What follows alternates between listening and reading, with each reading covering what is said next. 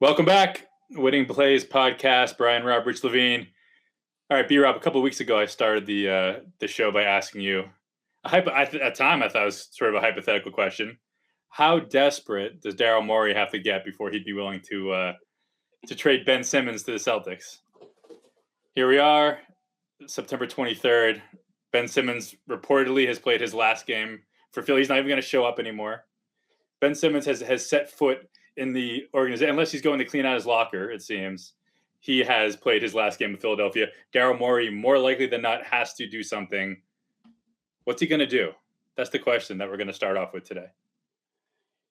Well, it's a fascinating question. I mean, and again, you're just on a roll this summer, Rich, of making predictions. The summer, 15th man. I mean, yeah, it's true. Just life, what is it, 40 years? Many years, yeah. So, but this escalated in a hurry.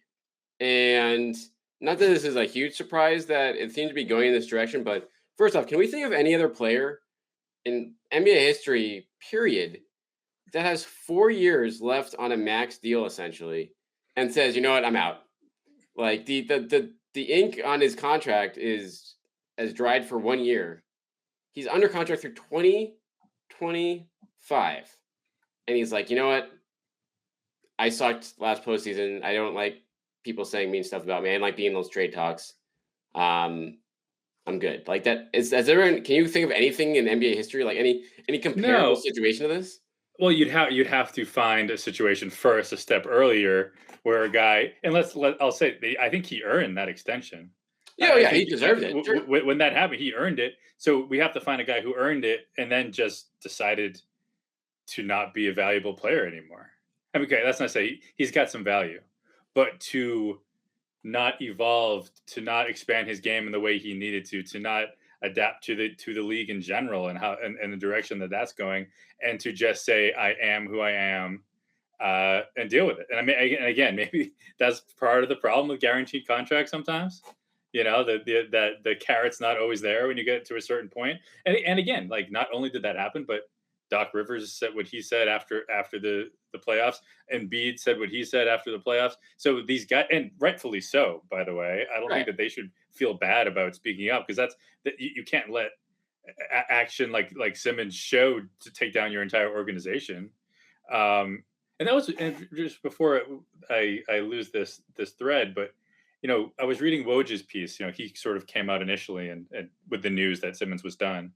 And then so there's one line Woj writes, this is setting up a showdown for Sixers franchise with championship hopes that will be greatly diminished without Simmons on the floor.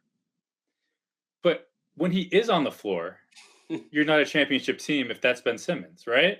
Right. So if you're not a championship, you don't have championship hopes with him out there, the only hope is to have him not out there. So it doesn't seem like it's going to be a great hit. Maybe like immediately, maybe if you only get D'Angelo Russell and Malik Beasley, like maybe that's going to knock like the short-term potential. But if you're not winning a title with Ben Simmons, you got to get rid of him. That's the only way to get to that title. Right.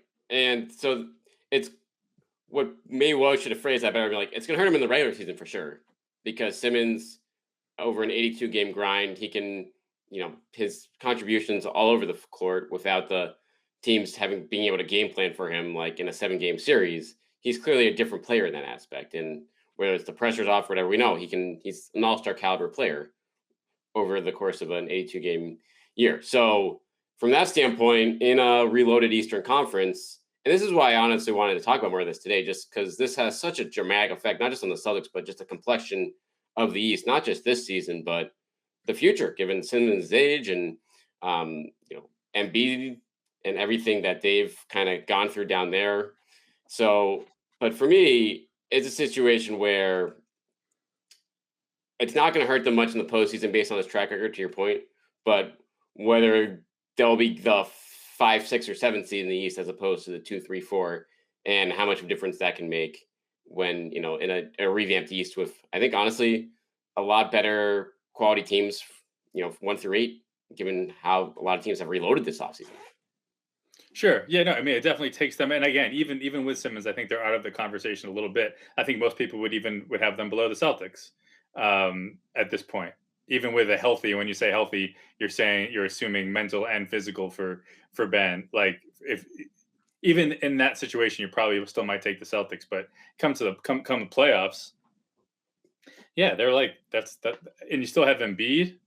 But to me, that feels more like a Indiana territory.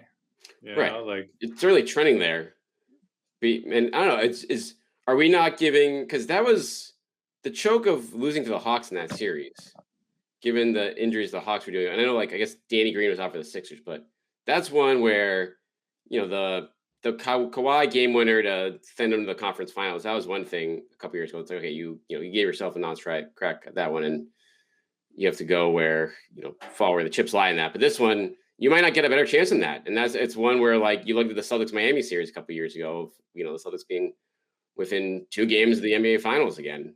And we all know the first one, the Cavs game 7 situation where, the that obviously was as close as that core got. and that you never know when you're going to they get would have swept the Lakers for sure. Exactly, 100%. So that's the one thing we do know, right? Right. If they had escaped the bubble conference finals, they would have easily swept the Lakers. So yeah, no, it's tough, and the windows are small. Like you don't know it, especially again where you would have thought like a year or two ago that like Simmons was even the one that you could probably count on more than Embiid, just because just his limbs. And I mean, again, big guys like that don't necessarily have super long careers at their peak. And you wonder how many more years Embiid has at this peak.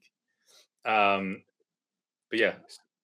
So let's go back to Simmons. I put a Celtics spin on this. I actually wrote about this at Mass Live. I want to get your take on it.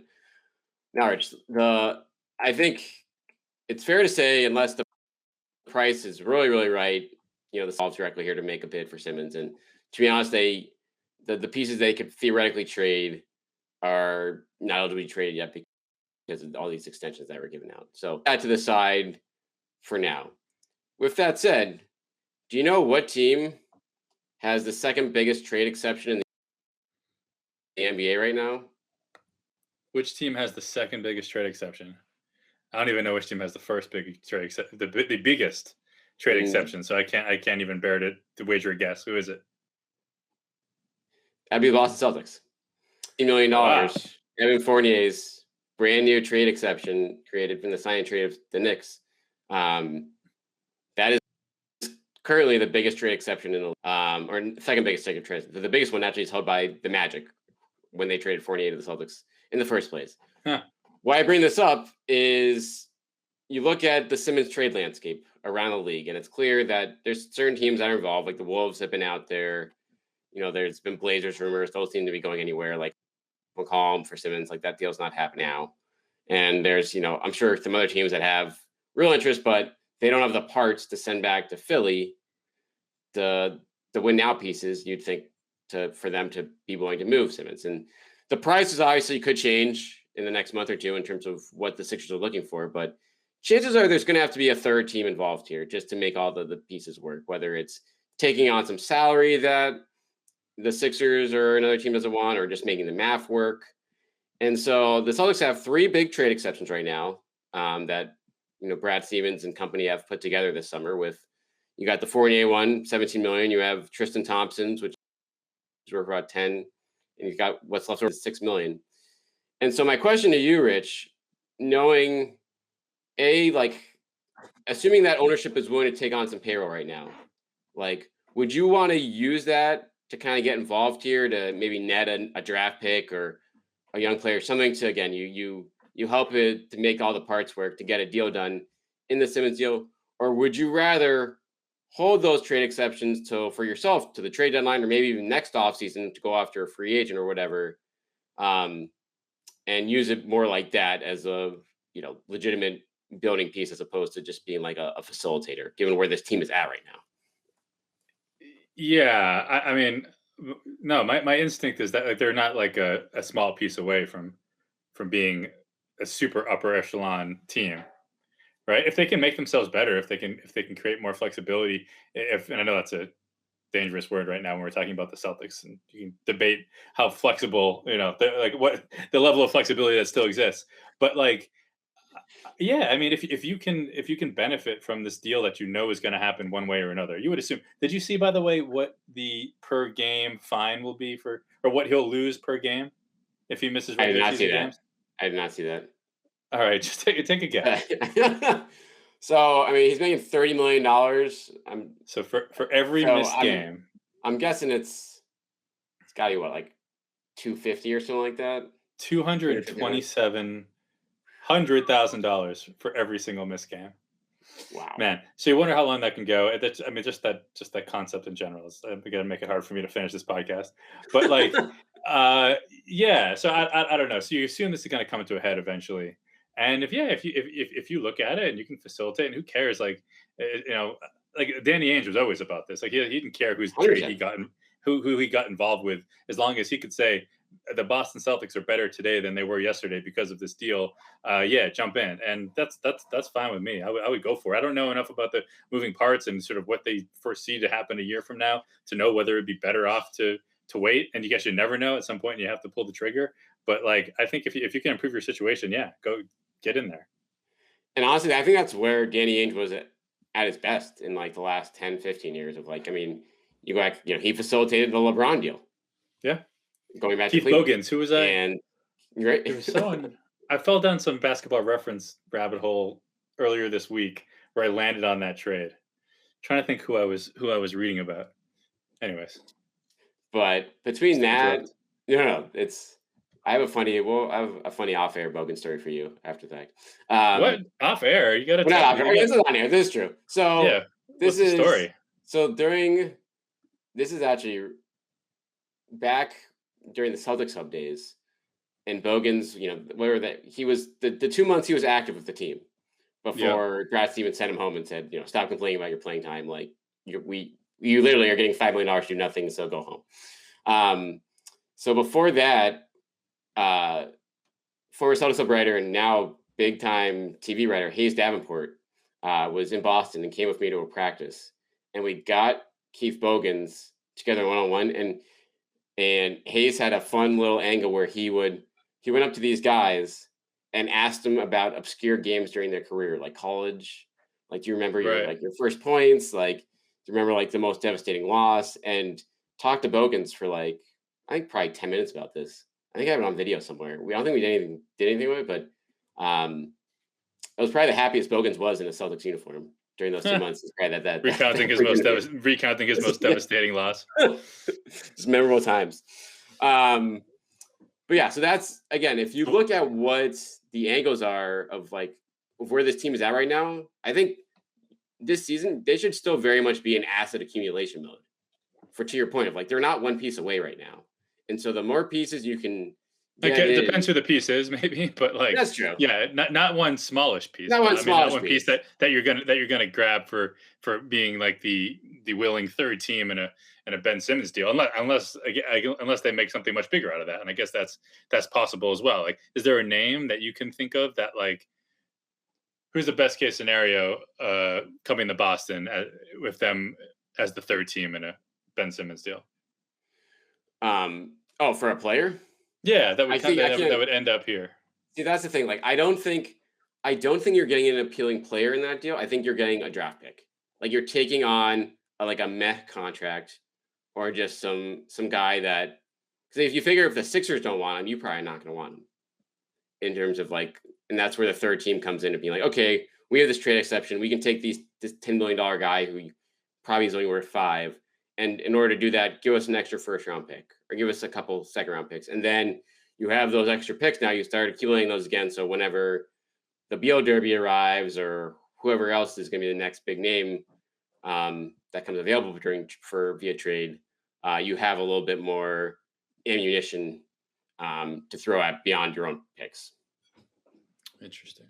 So, right. I mean, we'll see how that shakes out there, but that's kind of an angle of, and this is something, they've been doing not just with the LeBron deal. If you go back to, I think the Rasheed Wallace trade back in 2004 with the Pistons, like just facilitating that, getting a first round pick out of it. And yeah, you help a team win a championship in the short term, but given this is your direct rival, and I don't think you really feel threatened enough by the Sixers here to worry about facilitating this deal, because I don't think anything they do in this deal is going to make them, bona fide contenders in the East. Who would scare you most going there in this? Like that's realistic. Yeah, I don't know. Maybe like a McCollum or some shooter that would just spread the floor.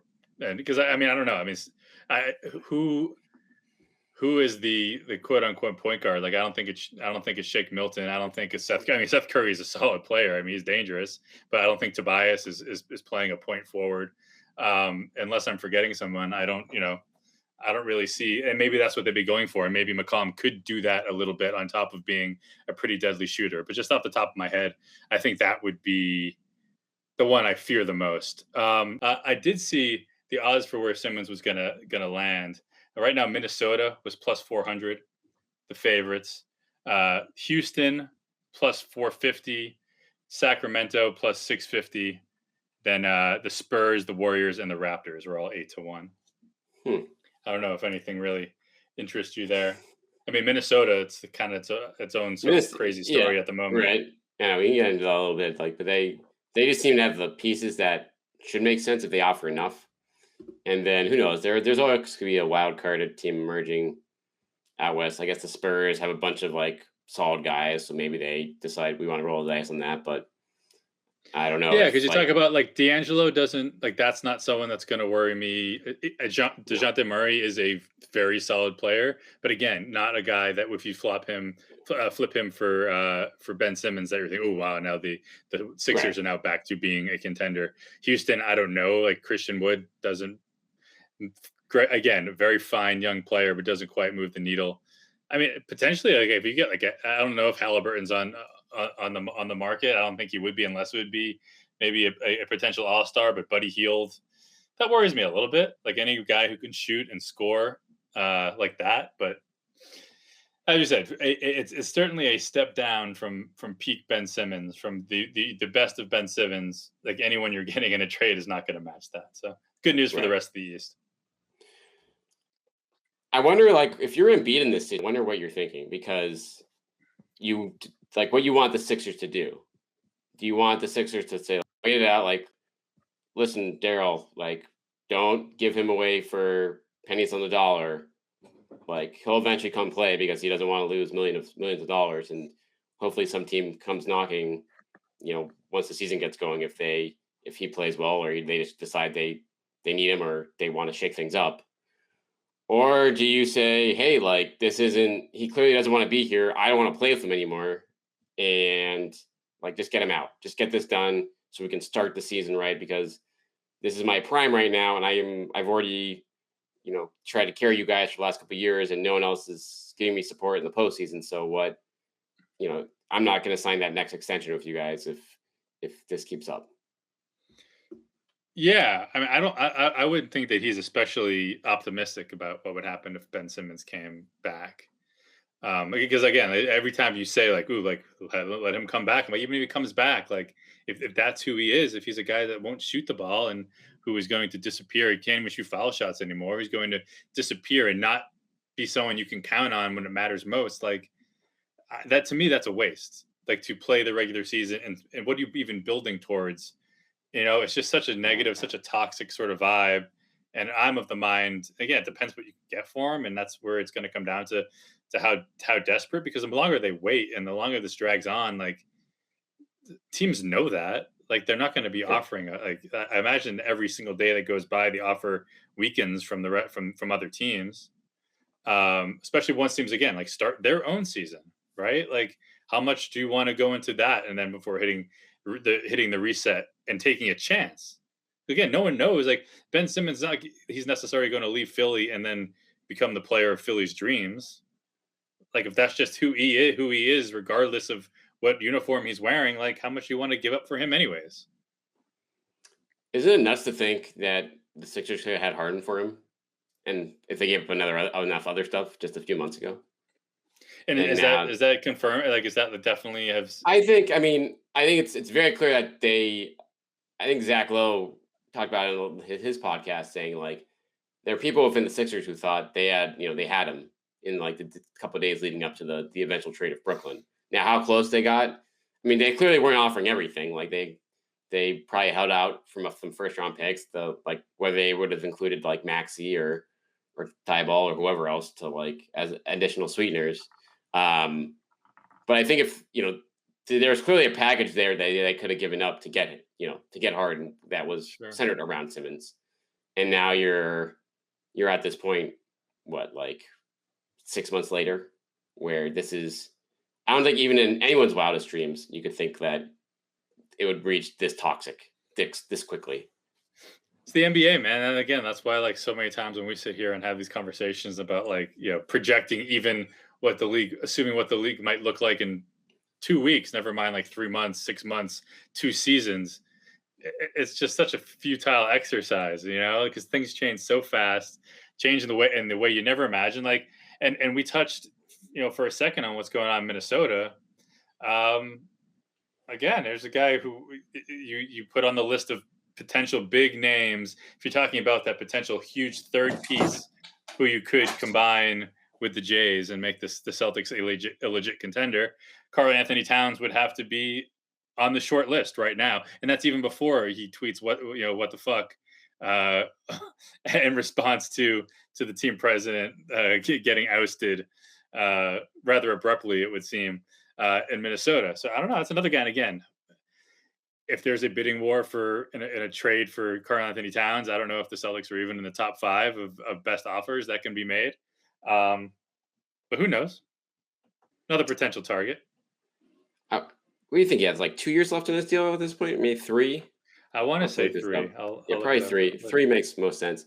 Yeah, I mean Towns. You'd think that all these teams, that's going to be the one where they, empty out everything in terms of all the assets. Because if you look at the free agent, the KG deal, because the free agent market for the next couple of years has quickly gotten pretty barren with all these extensions being handed out. So all these teams are positioning themselves for trades as opposed to, clearing out cap room.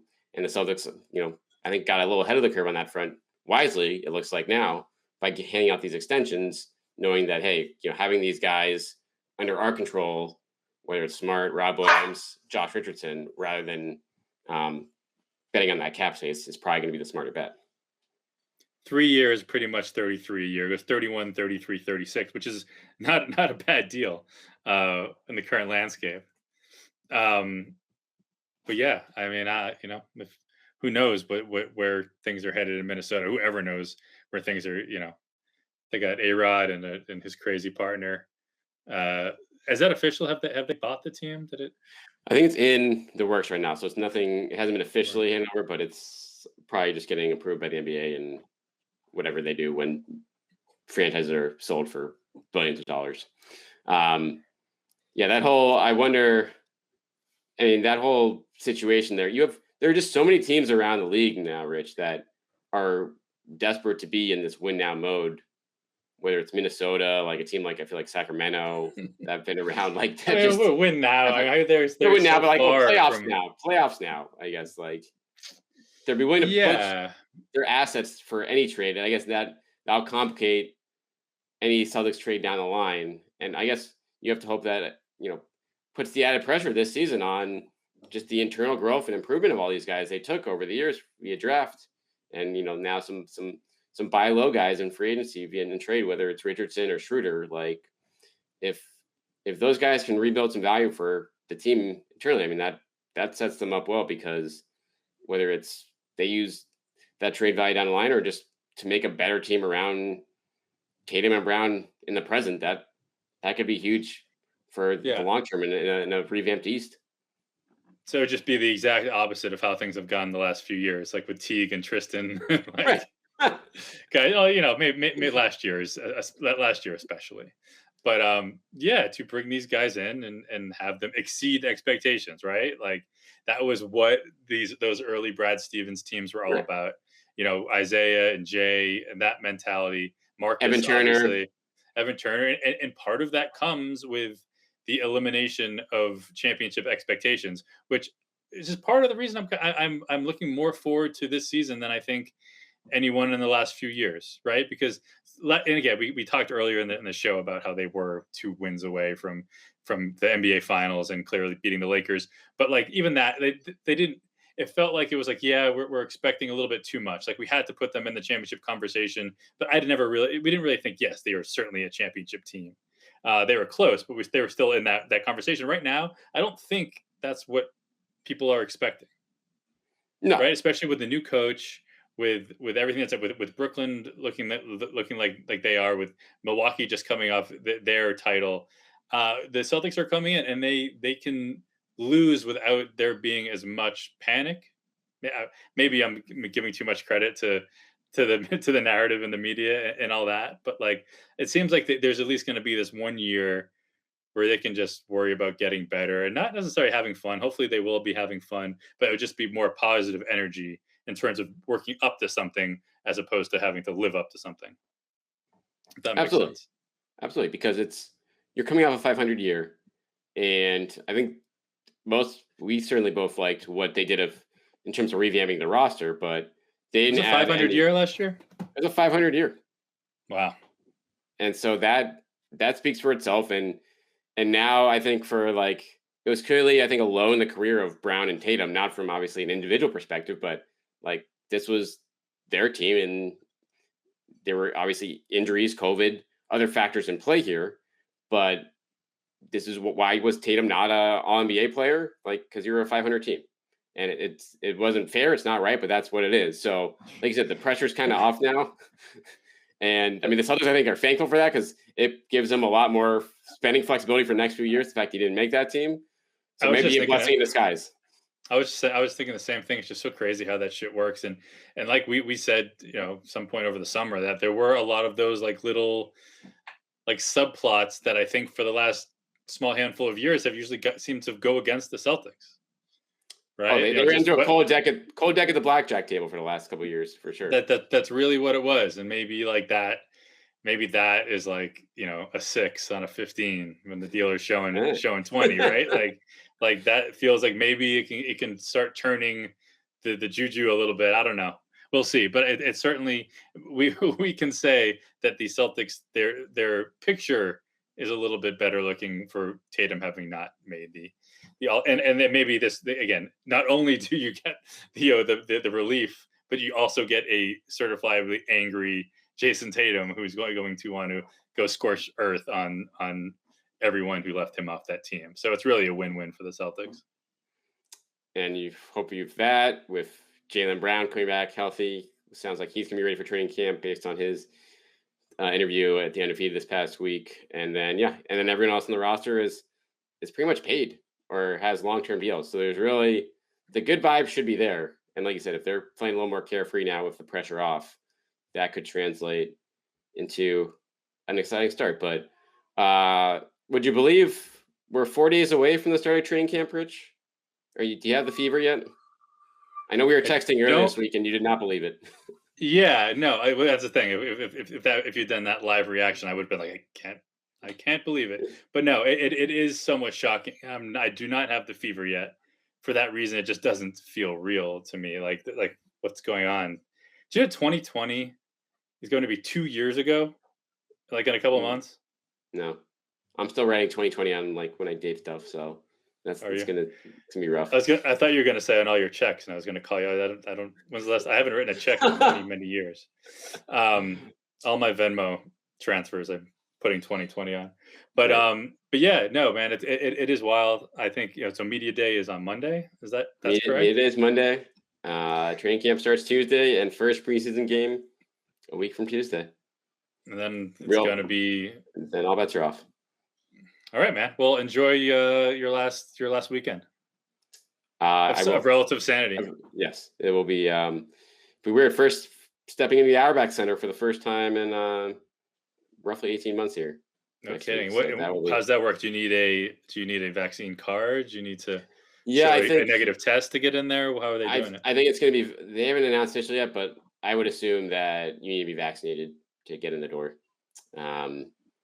Cavity search from Phil Lynch before you can get in the door. Listen, I'm not ruling anything out, so I'll be ready for it. All right. Enjoy. So I'll report on that. Hit us up at Winning Plays Pod on Twitter. You can follow Rich at Rich_Levine. Follow me at Brian T. Robb on Twitter and check my stuff out. Plenty of stuff coming up on Mass Live. And yeah, we'll be back with you guys next week. We'll have real basketball, real storylines to talk about. So in the meantime, rate, review, subscribe to the Winning Plays Pod. Check us out on YouTube as well. And we will talk to you guys next week.